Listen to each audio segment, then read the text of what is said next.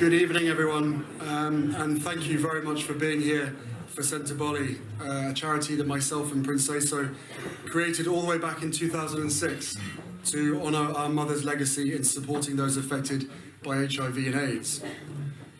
Before I begin, I must say that I can only imagine what you may have heard or perhaps read over the past few weeks. So, I want you to hear the truth from me, as much as I can share, not as a prince or a duke, but as Harry, the same person that many of you have watched grow up over the last 35 years, but now with a clearer perspective. The UK is my home, and a place that I love. That will never change. I've grown up feeling supported from so many of you, and I watched as you welcomed Meghan with open arms, as you saw me find the love and happiness that I'd hoped for all my life. Finally, the second son of Diana got hitched. Hooray. I also know that you've come to know me well enough over all these years to trust that the woman I chose as my wife upholds the same values as I do. And she does. And she's the same woman I fell in love with.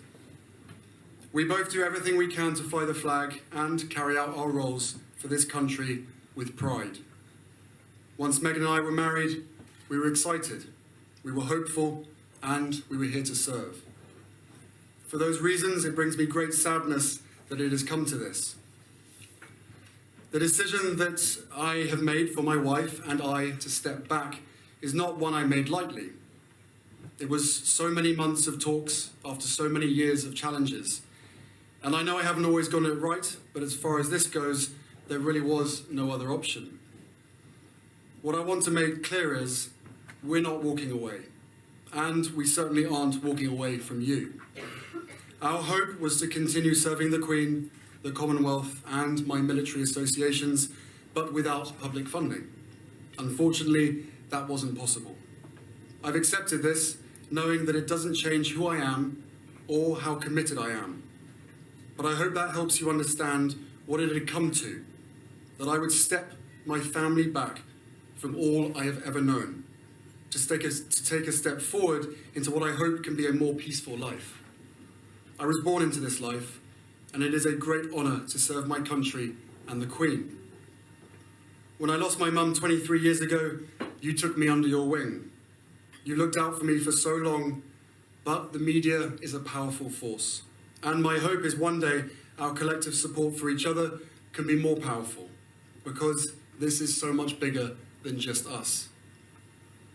It has been our privilege to serve you, and we will continue to lead a life of service.